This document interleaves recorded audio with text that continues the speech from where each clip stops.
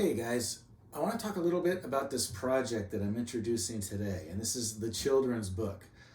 It's a pretty major project, and you'll notice the due date is at the end of the semester. Okay, it's week 14, just a little bit before the last day of class. The reason why is we're going to be working on it in steps or in stages, one little bit at a time, and we're going to be talking about the elements that go into literature.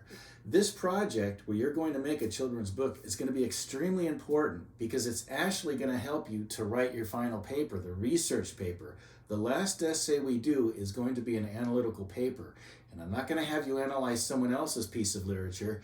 You're going to analyze your own piece of literature, which in this case is actually a children's book. You're going to make a book.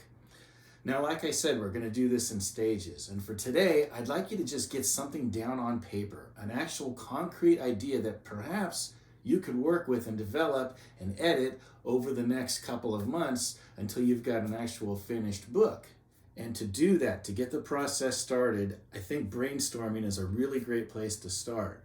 Because sometimes the scariest part of starting a project is looking at that blank piece of paper or that blank computer screen and having no idea what to put on paper. So I'm going to give you a couple of hints here and have you create an actual map where you can put some ideas down. And by the way, this isn't permanent, right? Any ideas you come up with right now, these are just brainstorming ideas. So if over the course of time you decide to change things or omit some things or add some things, you're absolutely free to do that, all right? This map is not chiseled in stone.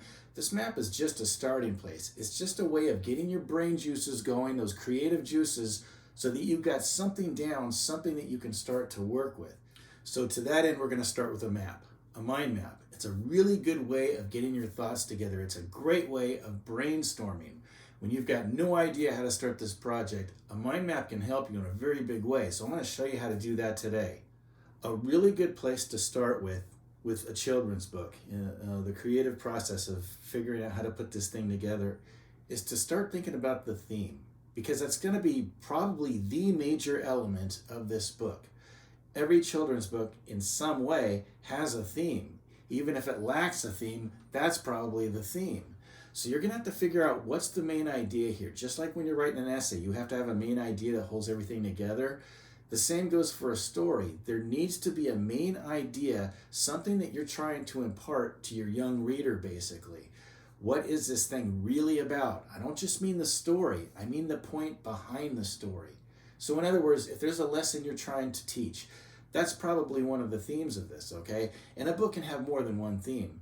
But I want you to start with at least one major theme. What is it you're trying to teach your reader, okay? So I'm going to make one up right now. So I'm going to go with facing your fears. That's a really popular theme in children's lit because this is a very popular issue with children. Everybody has fear. Everybody has anxiety.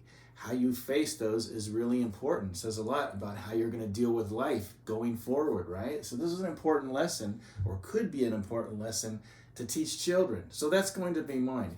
Yours can be anything, literally anything. And if you don't know what your theme should be, try thinking of some of your favorite children's books from when you were a kid. What were the themes of those? What were they trying to teach children? What were the ideas they were trying to teach them about? It could be almost anything, okay? As long as it's a major idea, it's fine. And if you're comfortable with writing it, then fine, go with it, all right? So mine is going to be facing your fears.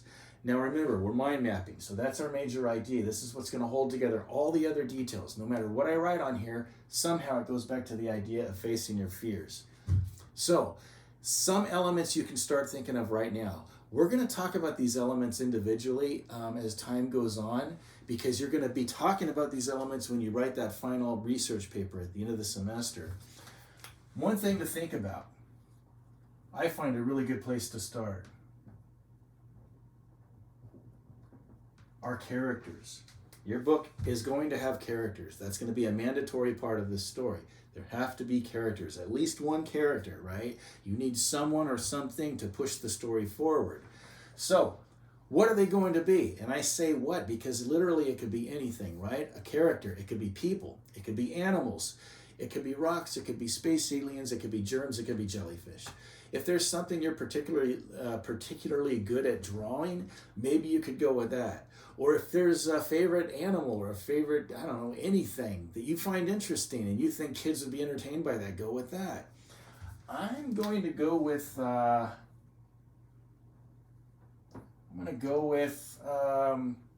bunnies because I like bunnies. Now, let's dissect this further, okay? Let's start analyzing these bunnies. How many characters do you think you're going to need? And what's going to be the relationship between these characters? Right now, top of my head, I'm thinking of 2 bunnies, okay? So, 2 bunnies, a brother and a sister. So how are these characters related? If you have more than one character, are they strangers who just meet up? Are they friends? Are they next door neighbors? Are they classmates? Are they relatives? Mine, I'm going to keep it in the family. I got a brother and sister, little bunnies, right? Are they going to have names? There's no law that says they have to, but that's a pretty common convention in children's literature. It helps the kid to identify or relate to that character. Some authors would argue, okay, again, this is really, it comes down to creative choices, so it's all up to you ultimately. If you are going to have names, how do you choose the names? Do you just take them from thin air? Well, yeah, you could. There's no wrong way to choose names. Do you want to use names of actual people that you know? Do you want to use names that give us an idea of the characteristics of those characters? I have names that I just like. I think the brother is going to be Ben, and the sister is going to be Susie. I like those names. So already, I've got an idea, a very, very rough preliminary idea of who's going to populate this story. I'm thinking about these 2 bunnies right now. Another thing to start thinking about, plot. And by plot, I really mean the story. The thing that's happening to these characters. The thing that these characters are pushing forward in this book. Something needs to happen to something or someone, right? Chances are it needs to relate back to your theme. So whatever your major idea is, how is the story going to connect to it? How's it going to attach to that theme and give it life, basically? Make something happen involving that theme. Mine is facing your fears. So obviously I got to have something scary happen, right? Something that's relatable, I would say. Something that little kids actually might end up dealing with at some point in their lives. I think what I'm going to go with is being alone. Let's say that these brother and sister, are alone for the first time, and it's at night because their parents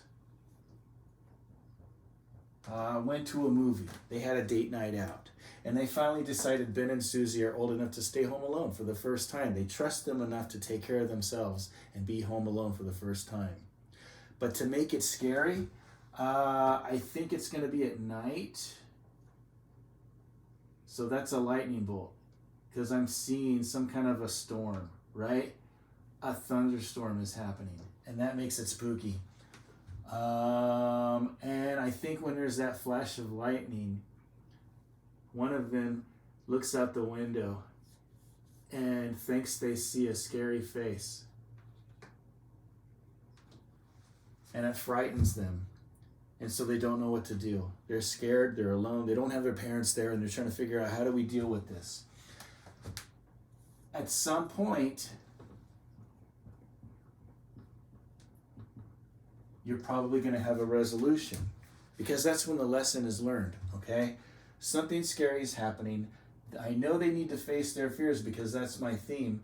So what will the resolution be? How are they going to get past this bad thing that's happening to them, this scary thing that's happening to them, so that they ultimately learn a lesson about what happened to them? I think because they're brother and sister,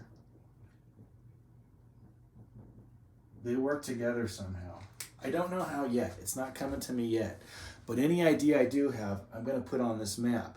They're going to work together. They're going to figure out, I think probably they're going to work together and decide that together they're braver than when they're alone, when they're individuals. And so it's also a theme of togetherness or unity or strength in numbers. I think I'm going to involve that in the story too.